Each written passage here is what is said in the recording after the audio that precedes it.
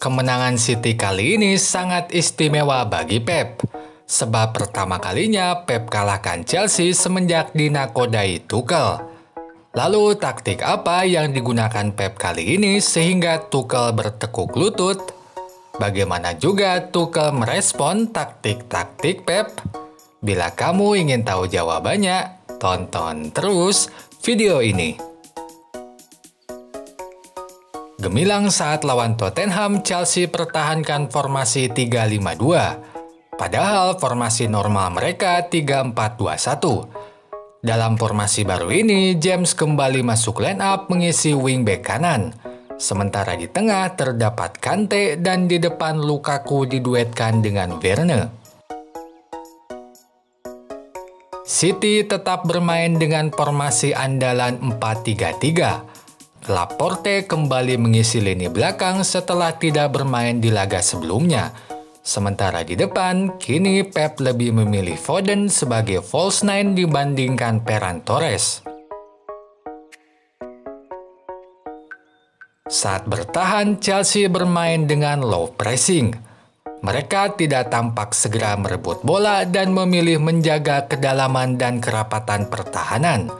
Misalnya pada cuplikan ini, Laporte dapat menggiring bola secara bebas.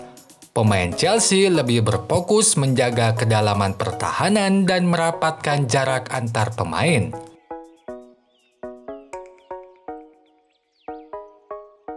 Hadapi taktik tersebut, City sangat leluasa dalam membuild up serangan dari belakang. Rodri kadang dibantu Bernardo Silva dalam mendistribusikan bola di tengah.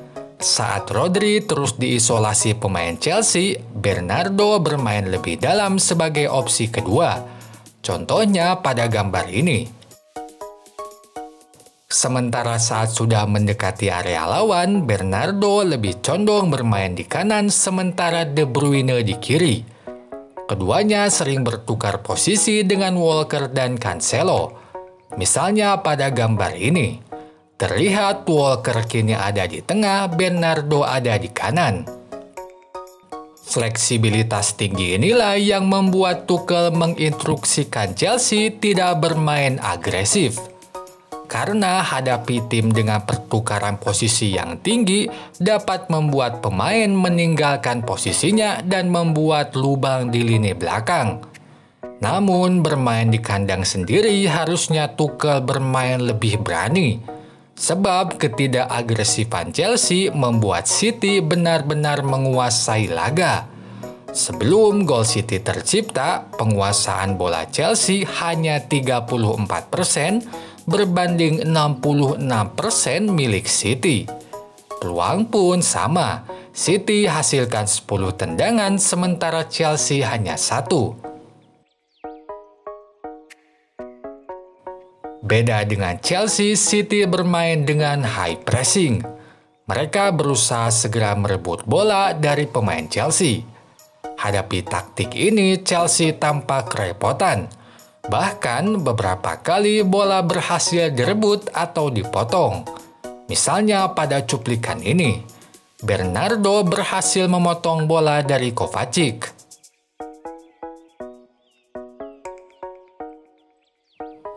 Chelsea pun jadi sangat sulit untuk membuild up serangan dari belakang, sebab pemain City melakukan pressing yang sangat ketat. Untuk itu, mereka melakukan umpan-umpan jauh ke depan, dengan harapan entah Lukaku atau Werner bisa menerima bola dan menjadi asal muasal untuk serangan balik. Hal ini persis yang dilakukan Lukaku dan Lautaro di Inter.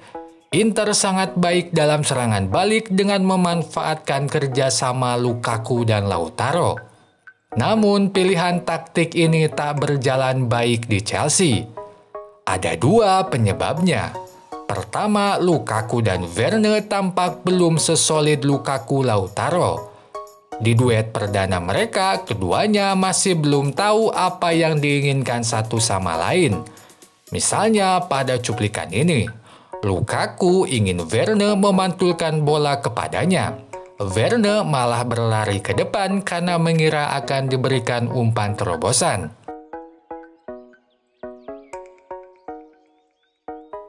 Selain itu, mereka pun belum padu dalam membagi peran siapa yang bermain lebih dalam dan siapa yang bermain di depan.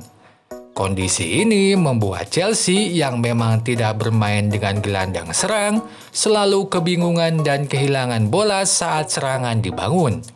Misalnya pada gambar ini, umpan Kante ke depan tak ada yang menerima, karena baik Lukaku dan Werner tak ada yang bermain lebih dalam. Kedua, permainan solid yang dilakukan duet Diaz dan Laporte di belakang.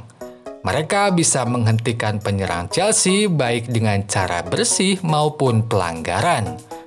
Khusus untuk Lukaku, mereka sampai melanggarnya dan 2 kali diganjar kartu kuning.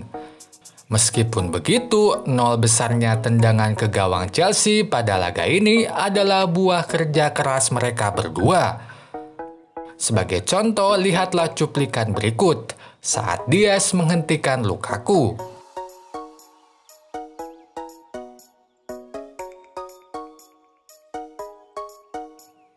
Total City hasilkan 15 tendangan pada laga ini dengan 10 terjadi saat open play.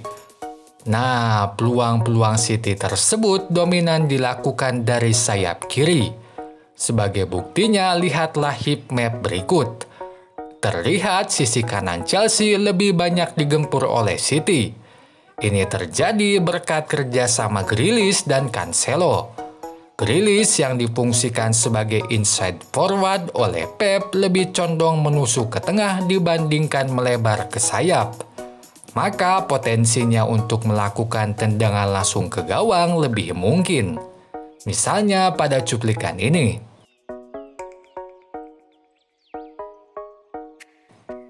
Akan tetapi dalam situasi lain ia bisa menipu lawan dengan justru memberikan umpan kepada Cancelo. Cancelo berulang kali maju ke depan dan berhasil memberikan umpan ke tengah kotak penalti. Taktik inilah yang menjadi panen peluang bagi City. Contoh nyatanya pada cuplikan ini. Kali ini dibanding menusuk atau menendang ke gawang, Grealish lebih memilih memberikan umpan ke kiri.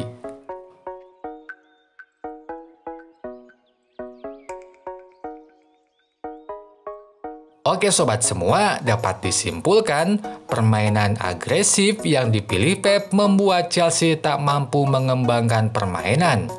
Hal itu pun semakin diperparah karena duet baru lini depan Chelsea belum padu, sehingga terjadi missing link saat membuild up serangan. Oh iya, sebelum pamit, jangan lupa untuk tonton juga video analisis lainnya. Sampai jumpa lagi. Goodbye.